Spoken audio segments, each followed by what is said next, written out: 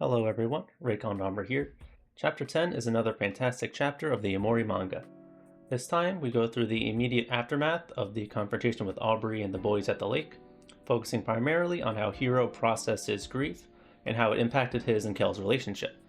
I continue to feel that the manga is enhancing Omori's emotional beats with its added details and stellar art. Please be aware that this article contains significant spoilers for the Omori video game, and that the series deals with very heavy and potentially triggering topics such as depression, self-harm, and suicide. Also, times are very stressful and depressing right now, so please take care of your mental health and reach out for help when you need it. We can get through this. Let's all just focus on our favorite hobbies for stuff like this when you need to really take your mind off things. So now getting into it. To start, we've got a killer piece of cover art for this chapter that encapsulates a lot of the story of Omori and just looks absolutely awesome and is what I have in the background right now. I didn't make many additions on the thumbnail that I made for the video just because I really don't want to cover up too much of this awesome art. Getting into the details of it, Omori is trying to hold on to reality but retreats into headspace as a coping mechanism when he's met with stress or triggers. His repressed trauma holds him back from truly living in the present. He looks like he's falling, which mirrors how often Omori is shown to be falling throughout the series. One detail is that Mari has her headspace color palette. This represents that she only remains as a true living character in Sunny's head. Her art also aligns very well with something underneath the glass, again showing that something is a visual manifestation of his trauma and how it haunts him. Try as he might, something will continue to be there behind him as long as he continues to repress the past. Something behind Sunny also fits with Basil's perspective on the story. The blood on the photos shows how the memories have been tainted due to the harm the characters have caused and experienced after when those events first happened. I believe the expressions on each of the characters' faces are meant to reflect how each person views Sunny at the present time in the story. Kel and Hiro look longingly at Sunny, as they do not really have any bitterness towards him, and especially compared to characters in this series, they're both fairly well-adjusted people. Aubrey is looking away, filled with anger towards Sunny and the others for abandoning her. Basil is looking towards Sunny and something, but you can tell that he's filled with fear and anxiety. Deep down, he wants to spend time with Sunny, but because of everything that's happened and his terrible mental state, he cannot really look straight ahead. He, like Sunny, is also haunted by something as he believes it is what compelled Sunny to push Mari. Now, getting into the chapter, it starts with our grand introduction of Hiro in the real world, with him pulling Basil and Sunny out of the lake. Just like in the game, he focused entirely on getting Basil back to his house, with all of them leaving Aubrey at the lake without another word. He couldn't recognize that girl as Aubrey and regrets not saying anything. This scene really strongly shows Hiro's good nature, as he focused entirely on helping Basil and does not jump straight to the why of the situation. What matters is getting Basil help, not figuring out why the situation happened in the first place. Kel deflects from talking about Aubrey, and then Hiro reflects on how he has not been around for the past 4 years while he's been at college. What happened while I was gone? Gets straight to the heart of Hiro's side of the story once he got out of his depression. And it plays into the theme of the previous chapter about how all of the members of the gang were not really there for each other. But we can focus more on that later. The meat of this chapter is learning about how Hiro and Kel reacted to Mari's death. It is heart-wrenching and made me want to cry, and this is easily one of my favorite parts of the manga so far. I love the extra details added to this piece of the story, and the art that beautifully portrays the pain of the characters in this chapter. Sunny, Kel, and Hiro bring Basil back to his house, and Hiro instructs Polly how best to take care of him. Kel remarks on how well Hiro is acting like the doctor that he's studying to be, and is living up to his name of Hiro. Kel looks at a marked up photo and wonders what part of Basil and Aubrey's stories are true, bringing up how much everyone has changed. This leads into Kel recounting how things went for them after Mari's death. During the scene, Sunny is covered in expressions that you could definitely interpret in different ways, but I primarily see as shame. Sunny's primary problem is that he's been blocking out the truth of the past. Here, he's being forced to hear about the consequences of Mari's death on other people. Kel is directly addressing a piece of trauma from his past past, while Sunny is actively avoiding this. And here's a reminder about the context of Mari's death for everyone who may have forgotten. Again, very heavy spoilers for anyone who who doesn't know the full story of Omori. To everyone other than Sunny and Basil, Mari committed suicide by hanging herself on the tree in the backyard of Sunny's home. We know that's not the case, but that's all. The only people who know about it are Sunny and Basil. After Mari's death, Hiro experiences a severe episode of depression. I consider Hiro to have gone through a major depressive episode here.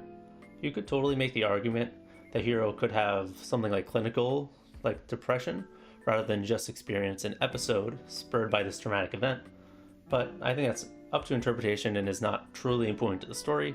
The important thing is just that Hiro is severely depressed. Hiro locked himself in his room for about a year, barely doing any basic functions like eating, speaking, and leaving the house. The fact that he was able to survive for about a year means he was at least eating and drinking the bare minimum needed to live, but I interpret this as genuinely the bare minimum to keep himself alive. We don't know all the details, such as if they ever needed to take him to the hospital or he was on like IV or anything. But all we can do is just go based on what we have here. Sunny and Hiro both had the same initial response of Mari's death, of isolating themselves due to the trauma, making them experience severe states of depression, among other symptoms. And both of their sets of parents were not able to help significantly with their child's struggles. Both people locked themselves in their room and mentally retreated inward. We know Sunny had suicidal tendencies, but with Hiro, I don't really think this is the case. It's not uncommon for partners of suicide victims to become suicidal themselves, but I feel that if they wanted to go into this with Hiro's experience, I think there would have been something to hint at it. But if you disagree, or maybe there's something I missed, please do share. The big difference in their experiences is that Hiro's sibling was alive to help pull him out. One night, Kel decides to go to Hiro's room and talk to him. He tells him that he and his parents miss him, they're worried about him. All the natural things you can expect a brother to say. But once he says that Mari would not want him to live like this, Hiro snaps. He has a big outburst, grabbing Kel by the shirt and shouting into his face. He tells Kel that he can never understand how Mari felt and never understands anything. That he should stop pretending to care, just keep to himself and play along with a smile like you always have, and that he's a clueless idiot. He tries harder and harder, and in that terrifying moment, all Kel truly wanted to do was just help him calm down. I love the pained expression on Hiro's face, the type of expression that we would never get to see from him, and we never got to see anything like that in the game. And Kel would have never expected this from Hiro either. He was never the type of person to be hurtful. And it hits even harder because, we did not, this scene is based on like a short piece of dialogue from the game. We did not really get any visuals in the game for this. So not only did the manga elevate this scene like many others, this time it turned a short piece of dialogue that you could potentially miss depending on how you played into a fully realized scene that is beautifully painful. Hiro has been numbing himself for the past year, not properly addressing his feelings. This is what can happen when someone bottles up their emotions until they burst. This is very common with people who do not properly process their emotions, with said outburst often resulting in abuse towards someone who doesn't deserve it. That's what happens here. The kind and caring boy who would never intentionally hurt his younger brother does just that.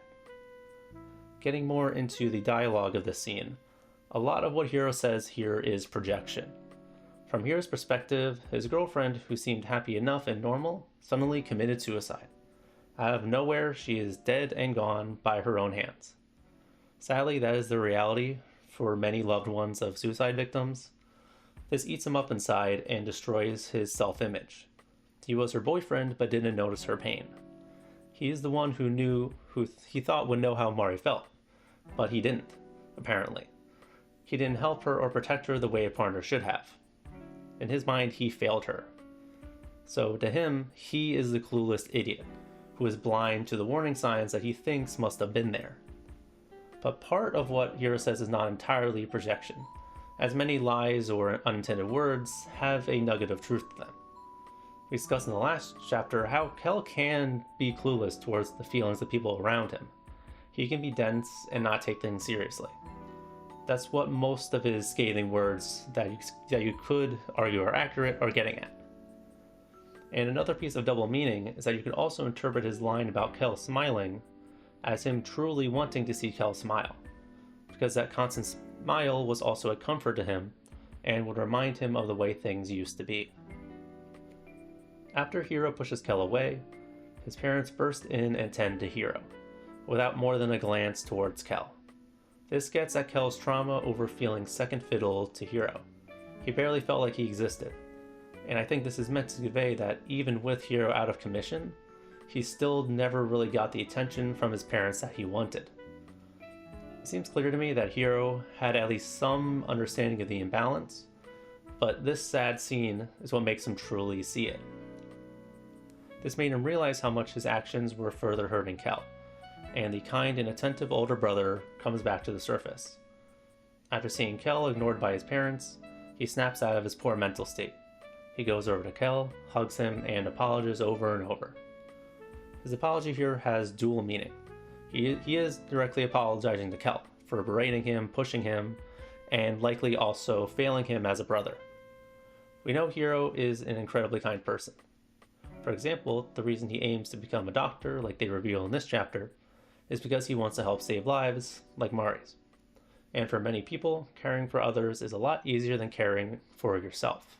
Like, I've certainly suffered from this.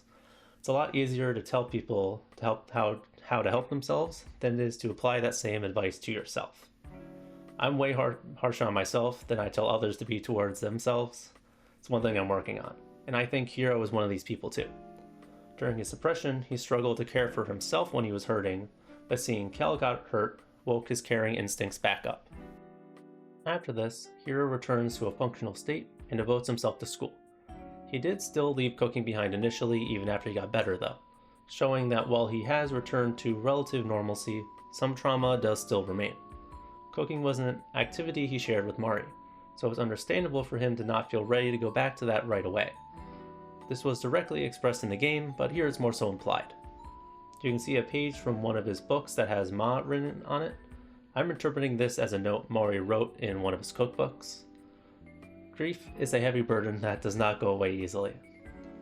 So this scene that we've just been talking about is centered on dialogue from Kel, which we heard in the game when you visit Mori's grave with him during 2 days left, which took place before the confrontation at the lake, which in the manga has already happened. We've gotten multiple ships in placement in the manga so far, with this one I think being totally fine. This still feels like a very natural time to have this conversation. I have full confidence that we will have a proper scene at Mori's grave that will hit very hard. I think they're just going to wait for the entire gang to be properly back together for that to happen, which again I think is fine, because the manga has faster pacing. We have to accept that, so I can understand that like every single character and every single like grouping from the game won't be able to visit Mari's grave and not have that represented in the manga. So yeah, I'm not really... The manga has not been skimping on giving Mari scenes, so I would be baffled if they did something as stupid as not giving us any scene at her grave. Once Hiro is done tending to Basil, Hiro walks over and joins Sunny and Kel. He confirms that Basil will be okay and gives Sunny some affection. Sunny blushes, and I think he looks happy, which is cute. But Kel does not have a positive reaction to this, rather than what you'd expect from him normally. Kel still has some lingering feelings about their fight, making him look sad and defensive. But Hiro recognizes this right away, and this time takes action right away. He goes right over to Kel and shows him some brotherly love, and Kel is happy to receive it. Without mentioning the fight directly, they are both acknowledging the past, but showing each other that they still love each other and are moving on. This is the opposite of Sunny, who can't move past what happened. They have both learned to cope with their past, but Sunny has failed too. Before moving on from Kel and Hiro, let's talk about parents. It is very easy to hate on Kel and Hiro's parents here. They have not been directly abusive towards Kel in the traditional sense, but from Kel's perspective, they did not show him the same love and attention that they showed Hiro. Hiro got better treatment because he was the quote-unquote better, aka more successful son. And when their golden child was struggling, they were not able to help him. Kel is a relatable character to a lot of people who felt the lesser child. And yes, this is still something that can actually be considered abuse. I'm not trying to say that it isn't. And many people can really relate to Hiro as well, for being the child burdened with high expectations. I think everyone can agree that they had many moments where they felt their parents don't get them and don't really treat them the way they deserve to be. Criticizing them for not doing right by their kids here is very fair. And honestly, this series is full of parents who do not support their kids properly. Basil's parents were out traveling, leaving their sick grandmother and Basil, who I'm gonna say that they probably did not notice was severely unwell, to a caretaker. Sunny's dad separated from the family at some point after Mari's death, and his mom left him alone for 3 days while doing the move, despite him clearly being severely unwell across the board. Honestly, I wish we had gotten a little bit more from Sunny's mom in the game, such as why she let Sunny stay inside for years, but then also being willing to leave him completely on his own. Aubrey's dad ditched them at some point, and her mom was directly abusive and neglectful towards her. All neglect and abuse is not equal, but neglect and abuse is still neglect and abuse. I really hate when people downplay people's suffering just because someone else has it worse, so we should not act like Kel and Hiro had it easy just because the others had it worse.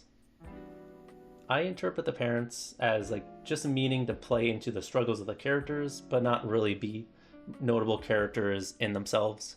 This is a game focused on these kids and teens. I can understand why they didn't get more focus, and I do think the story functions very strongly well, despite wishing that maybe we could have gone more, but is certainly elevated a bit for Aubrey, Kel, and Hiro thanks to the manga. Maybe we'll get a little something with Sunny's mom at some point in the manga. That would be an additional detail that I would be very open to having. We end off in the real world with the brothers and Sunny setting off and seeing Basil and Aubrey in their current states all alone. We then cut to Omori being attended to and comforted by Mari before waking up in the last resort. Mari is wrapping up his wrist, which appears bloody, which it was not before as far as I can tell.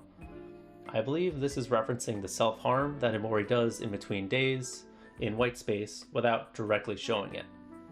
This could come down to censorship, as this is that's the definition of legitimate self-harm. I would not say I am for this change, but I can understand it from the perspective of the manga having more restrictions, because this is coming from a major publisher rather than an indie game.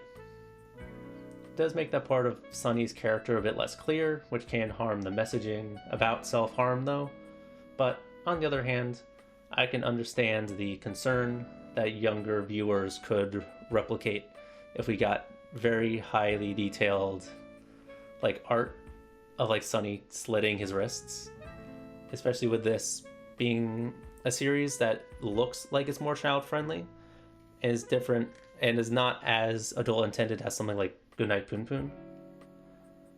So I do think that the fear is more warranted just looking at the series, because like I said, it could, if you just look at the cover of the first volume of the Omori manga, I could totally understand that looking like it is something for kids, but I digress. This is a very deep topic that I'm not looking to get deep into in the middle of the review. If you want to share your thoughts in the comments, feel free. Omori wakes up holding another scrap of a picture. That piece of the picture is much clearer this time. I think this is Sunny's perspective of Mari lying dead at the bottom of the stairs. By the way, since it's the first time her death has been brought up in a while, I want to make a brief mention that could be elaborated on later when it's actually relevant. Some people have enjoyed bringing up the dark idea that Mari actually survived the fall, but died when they strung up her body, but that's not true. She was confirmed as not breathing when she was on the bed before they strung up her body. Moving on, just like in the game, Kel explains that they are all stuck with jobs at the last resort, and they need to get the gang back together. He also makes the first reference towards the looping nature of Headspace. In the manga at least, this is the most direct thing that they've done for the first time. And this is where the chapter ends. I think this was an excellent chapter, using great art and excellent dialogue, and added details to yet again make the emotional beats of the story ring so much stronger. The expressions in the manga are just so good, they convey emotions so well. I understand some people's misgivings with the manga, and I do have some criticisms of my own, as you would have seen in the previous chapters, but I truly do think it is genuinely good and worth a read for big Omori fans. It's continuing to show how much it has added to this story. Thank you very much for watching. Please like and subscribe if you've enjoyed, and check out my website, Blog Under a Log, in the description, which has write-ups of pretty much all of my videos and some articles that have not made it to YouTube, such as my manga chapter reviews of Bocchi the Rock and some articles written by other people. I also have a Patreon if you'd like to financially support me, or as a free member, you can get updates on when I upload on my blog and here on my YouTube channel.